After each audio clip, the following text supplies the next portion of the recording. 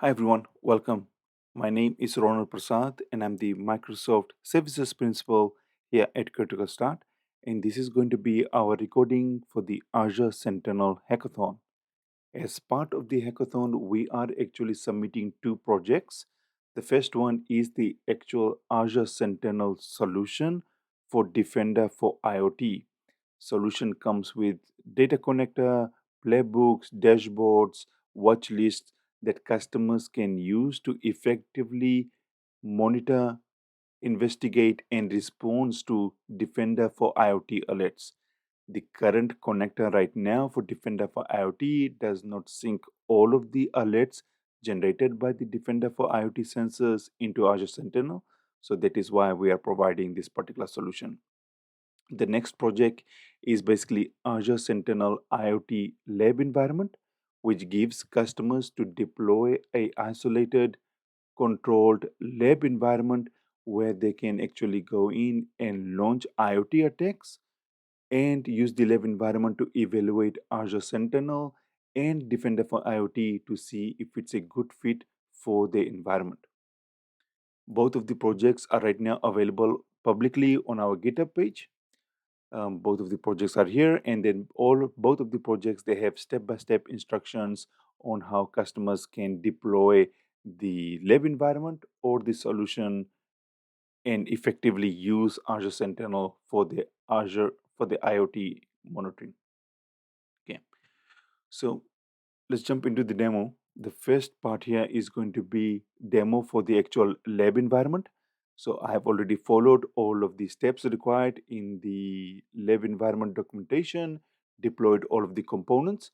So first of all, I'm going to jump into my Docker host VM, which in which I've already deployed the script that is going to go ahead and deploy all of the simulated IoT devices as Docker containers. And at the end here, as you can see, it gave me all of the IP addresses associated with those Docker containers. And then if I jump into my Defender for IoT sensor portal, as you can see, it has discovered all of the simulated devices here. As you can see, this particular simulated devices IP address ends with dot 203. We have a dot 203 here already discovered in Defender for IoT. We have the dot 84, dot 157 discovered as well. Right, awesome.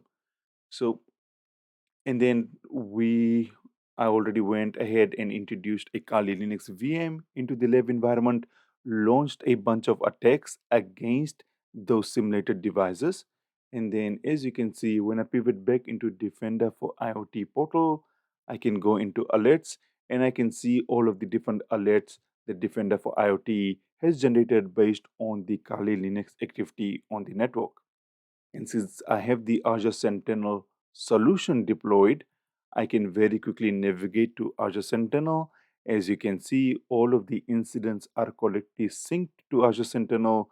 All of the metadata is available right here. So I can now go ahead and properly investigate the entire alert since all the entities, for example, the IP entity is mapped correctly. I can now drill into it, use investigate all of his UABA activity.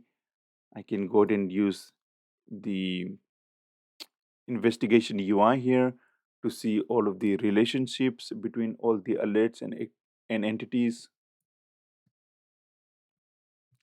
For example, here for this particular entity, now I can go ahead and expand and see all the related alerts for that particular entity. As you can see, right, so now I'm no longer just investigating the one alert, I'm basically investigating the entire kill chain. Okay, and then I also have the playbook deployed for the solution as well.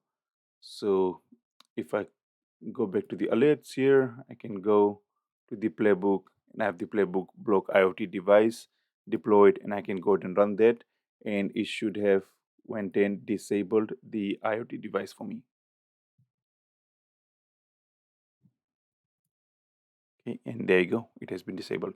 So that was the entire solution end to end. As you can see, using the solution, customers can either, new customers looking at Azure Sentinel can use the lab environment to evaluate if it's a good fit for their IoT environment or not. Thank you.